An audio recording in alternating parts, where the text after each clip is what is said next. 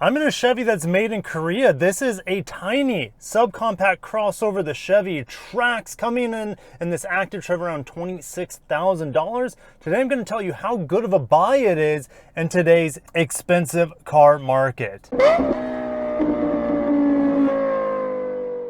First, let's check under the hood. Lifting the hood, we have a 1.2 liter turbocharged 3-cylinder with around 137 horsepower and over 160 pound-feet of torque. Not mated to a CVT like a lot of its competition. We have a traditional 6-speed automatic here. It is front-wheel drive only, and you can see that VIN number right on top there with the K. This is made in Korea alongside of its Buick brethren that I reviewed not that long ago. Front end on this I think is beautiful, looks very upscale. We have kind of a darkened chrome here at the bottom. We have this modern trend in the society of cars where we have daytime running lights on top, nighttime beams on the bottom, but it is fully LED. And I reviewed a Honda Ridgeline this week that didn't have full LED headlights, and that costs twice as much as this vehicle or thereabouts. All right. You also have turn signals right below there. That is fully LED. 18-inch wheels here on this active trim, blacked out window surround, blacked out roof rails. They have made this generation a little bit bigger than the previous generation, and it looks nothing like the old one. So a big win here. We have a previous generation Trax over there, and that vehicle is downright hideous and just a big snooze fest in terms of design. Can you believe that they turned it around into looking like this car? Well done, Chevy. We have smart key access here on the outside on the driver and passenger. You won't have it on the rear doors. Blacked out mirrors, if I didn't mention that. Instead of a glossy black trim at the bottom, it is matte, but it does look really, really nice, and I do love this paint color here. The rear taillights here, they looks like they're full LED as well. Well done, Chevy. And the rear end of it, it looks pretty sporty, pretty aggressive, pretty squat and wide. Smoked out chrome. And look at this. We have rear parking sensors to let you know when you're getting close to something as you back up, all right? We don't have an automatic lift gate here. It looks like it might be an option in other markets, but that's fine with me. A little tonneau cover. We do have a spare tire, and then there's the front license plate bracket, which thankfully in Florida I don't need, but kind of like this removable floor. So you could take this floor out and you have a little bit more storage down there if you need it. You can fold down the seats 60-40 as you can see, but let's go ahead and close this down, get in that back seat. Honestly, as I open and close these doors, they feel very, very solid. So Chevy's done a good job with the heft, the quality of the door. Of course, we'll have cheap materials on the inside here, nothing fancy. I guess a chrome styled door handle is the fanciest thing you see back here, but look at this completely flat floor. When you don't have all-wheel drive, you don't need to have a drivetrain hump here to send power to the rear wheels. And look at this. I'd even have this in the expensive Honda Ridgeline this week, which was USBs here in the back. So really like that feature. A nice phone storage piece right there. One mat pocket. We do have soft back to these leather-like seats back here, and I'll fact check myself if this is real leather or not. But these seats in the back, I don't have an armrest that folds down, unfortunately, but I do like this two-tone that we have on this active trim with the yellow stitching. A little dome light above. 6'1". Even with the hat on, I have no issues with headroom, and this seat is set up for me at 6'1" as well. And look how much leg room I have. Very, very impressed with this tiny crossover.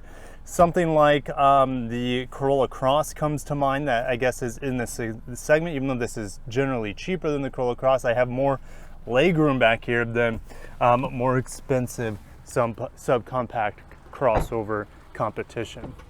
We do have an optional sunroof here on the active. We do have power seats here, at least for me on the driver end. Of course, we'll have the slidey bar here, so manual seats. I'm not gonna mess with it too much, but manual seat. And just look about the leg room here, active on the headrests. Again, sunroof optional. No auto dimming rear view mirror. We do have blind spot monitor though here on the side, and I better turn the turn indicator off. Put the lights back to auto because I was showing them off for you guys. I like these big round vents, and look at this style.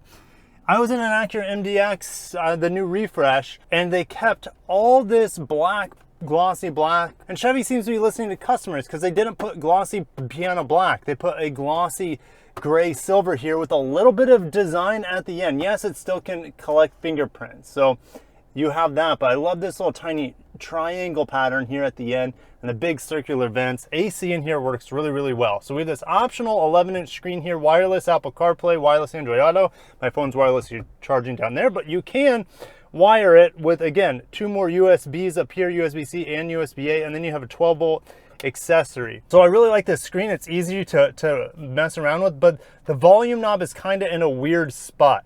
It's not the easiest. Now, I do have volume knob buttons on the back of the steering wheel, I should say volume up and down, as well as you know, your preset buttons back here as well. I do have a heated steering wheel. I do have heated seats on this model. So it's pretty much fully loaded, like I said, around $26,000. We have a smaller screen here, which is customizable. I can put fuel economy up there. By the way, I'm getting around 30 miles per gallon, and that's pretty much what this is rated at. I wish the fuel economy was a little bit better, but I guess, you know, the trade-off. You get a traditional 6-speed automatic. It's not going to be as great as on fuel, but it's going to be more rewarding, engaging, and pleasurable to drive for sure. With that being said, I'm ready to start driving the Chevy Trax that has really upped the game here for this entry-level subcompact crossover segment. Enjoy the traditional shifter here, pretty simple. I have auto stop start, you know, defeat here, as well as lane centering if I want that. But let's go and start driving this little Chevy Trax. It is a good car for city driving, and I like this leather wrapped steering wheel. And the brakes, they come to the stop sign. The brakes are nice and linear, have a solid little bite to them even. We'll get the, you know, I didn't talk about acceleration here, but with 137 horsepower, we're not talking about, you know, class leading or anything. But what I would say, it is class competitive, is like 0 to 30 with the amount of torque this has. It is real zippy as a city car. Because with the 162 pound-feet of torque or so, it pulls away from a stop quite well. And this little 3-cylinder is quite punchy. And the engine just died there, and a 3-cylinder, you know, it's going to have a little vibration when it starts up and turns back off. But honestly, it's not bothering me. So we're going to accelerate a little bit through the turn. The shifts are really slow, but you know what? It's better than any CVT drone. And the upshifts are slow, the downshifts are slow as well, but we'll show that here in a little bit. I'm gonna do a 0 to 60. If you hear some clinking in the back, it's that license plate front bracket that I showed you guys earlier. The roads are a little bit wet here. I'm not gonna torque brake it, because who's gonna be torque braking their Chevy Trax? I'm just gonna do traditional 0 to 60 here.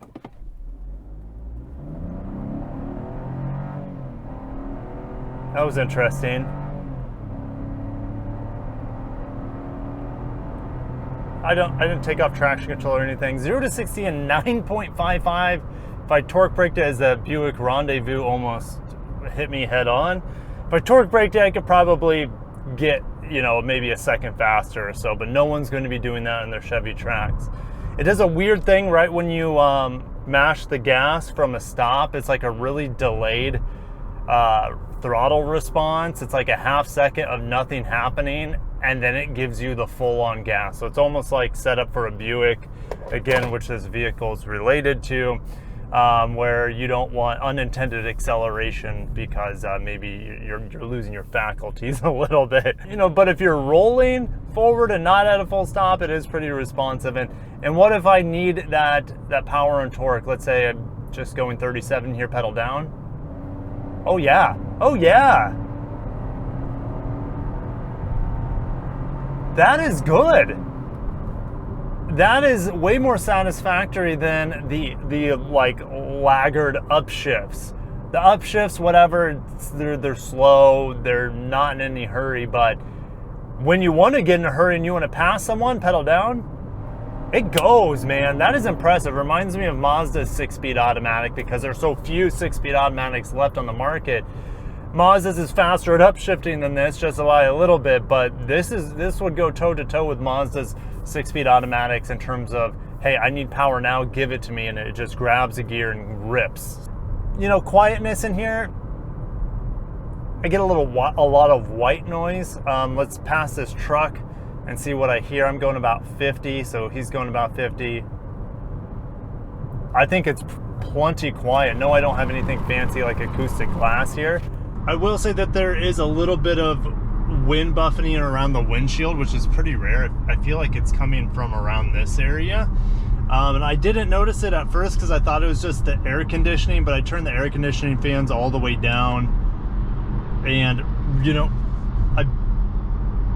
I can hear just a little bit, and that's only if there's not a car by me, and you know, it just depends on how the wind direction's going. But there you go, has a little wind buffeting, but not much. Ride quality, it's a bit floaty. Sometimes it's a little bumpy. I'm not expecting the world's greatest suspension here on an entry-level subcompact crossover. Honestly, it's pretty good.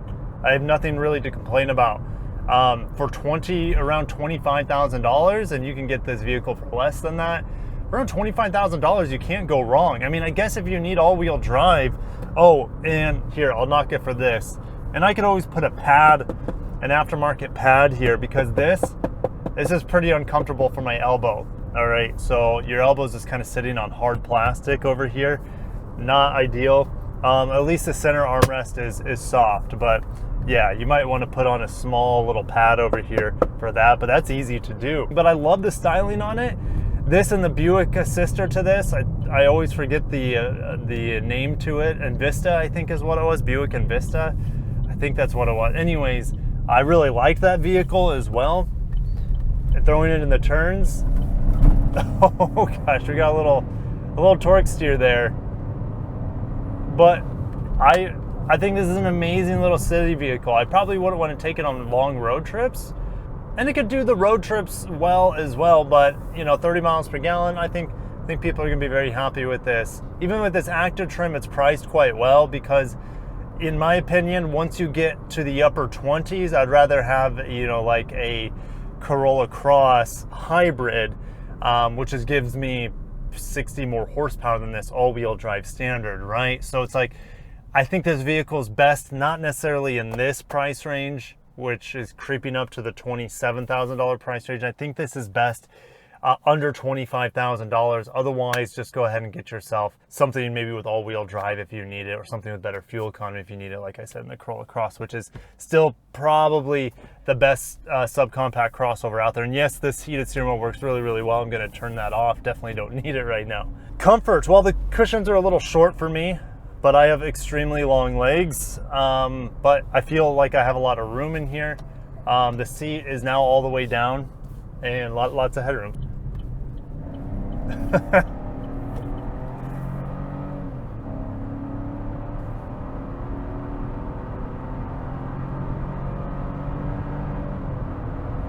You know, I like this little powertrain. You can squeeze everything from it, and it's not punishing.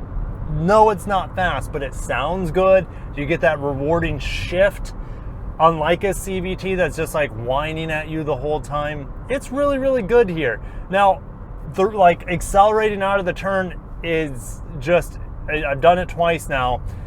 There's just, the transmission's not ready for it, right? And your power is not there. So powering this thing out of turn, you almost have to wait, because if you give it too much power mid-turn, transmission's just like, okay, I'm gonna give you a bunch of torque and downshift, and then you're spinning your wheel. So it's not predictable at all. It's just gonna smack you with that torque and overwhelm the front wheels. But who's powering a Trax out of the turns? It's not a performance vehicle. This is an everyday point A to point B that has a good seating height. I have a little Lexus IS in front of me, and their head level is about here. Now, it's a shorter lady, but honestly, like, I have a pretty high seat height in here, as high, if not higher, than that i7 next to me with that two-tone paint. They're almost going for Maybach with that i7. I don't know if the camera's picking it up, but yeah, you guys can see that.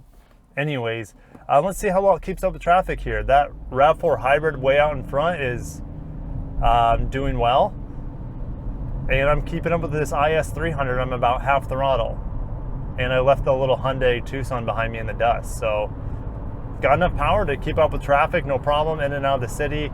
Again, just keep in mind, when you are out on the highway, you might need to time your passes, because 137 horsepower is just, it's not very much. All right, I'm gonna end it there. Chevy, well done with the new Trax. It looks good, it's priced right, it's kind of fun to drive.